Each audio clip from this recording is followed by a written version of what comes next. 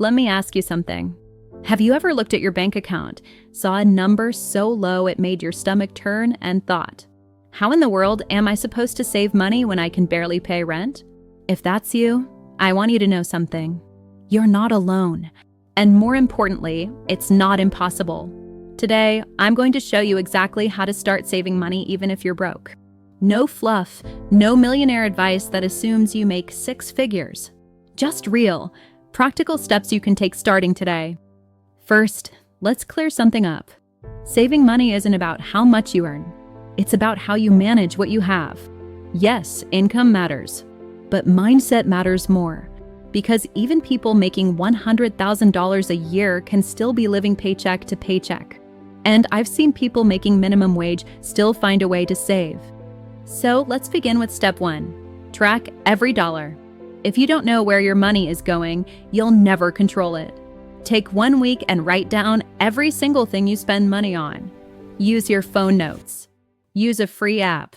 Just write it down. You'll be shocked by the leaks. That daily coffee, that random food delivery, that app subscription you forgot about. You're not just spending money, you're bleeding it. Step 2. Create what I call a broke budget. This isn't a dream budget. This isn't ideal world planning. This is a survival level, stripped down, bare bones plan based on what you actually earn. You list what's coming in. Then you list your non-negotiables: rent, utilities, food, transportation. Then you stop. You don't budget for fun yet. You don't budget for vacations or shopping. You first get clear on what it takes to survive. And anything left over, even $5, goes to savings. Now I know what you're thinking. $5? That's nothing. But I promise you, it's not about the amount. It's about the habit. Because when you build the habit of saving even while broke, you teach your brain that saving is part of your identity. And later, when your income grows, that habit scales with it. Step 3 is this: automate your savings. Set up your bank account so that a tiny portion of your income, even 1%, goes into a separate account the moment your money arrives.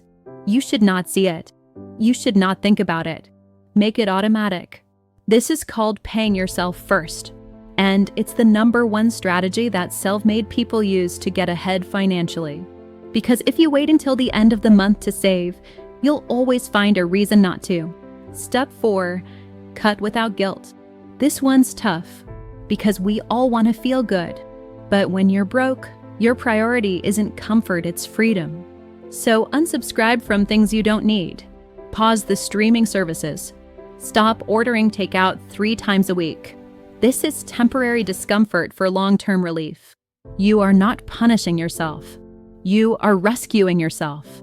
Step 5, increase your income even slightly. A lot of people get stuck here.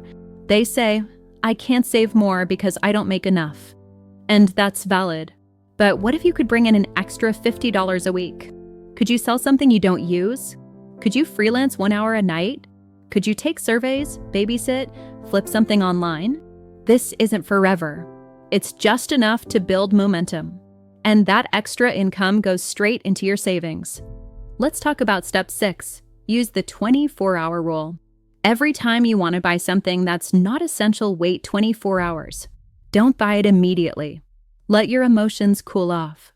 9 times out of 10, you'll realize you didn't actually need it. Impulse control is a superpower when you're broke. Step 7. Visualize your emergency fund. Literally name your savings account. Call it Freedom Fund, or Peace of Mind, or Emergency Escape Plan. Because when your goal has a purpose, you're more likely to protect it. It's not just a number.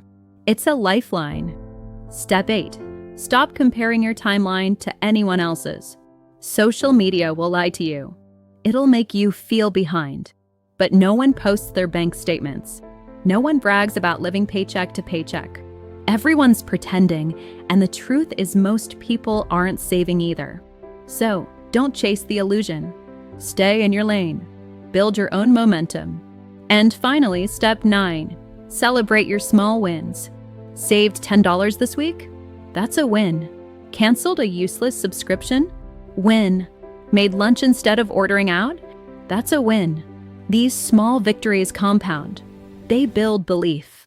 They build consistency. And they teach you that you can do this, even when it feels impossible. So here's your challenge.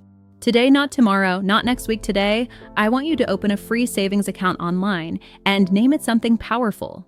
Then I want you to transfer $1 single into it. Yes, $1. That's it. Because that small action is how every journey begins. And it proves one thing. Even when you're broke, you're not powerless. You're building. You're preparing. And your future self is going to thank you. If this helped you, share it with someone who needs it. Because we don't talk about money enough. And sometimes, all it takes is one message at the right time to change someone's life.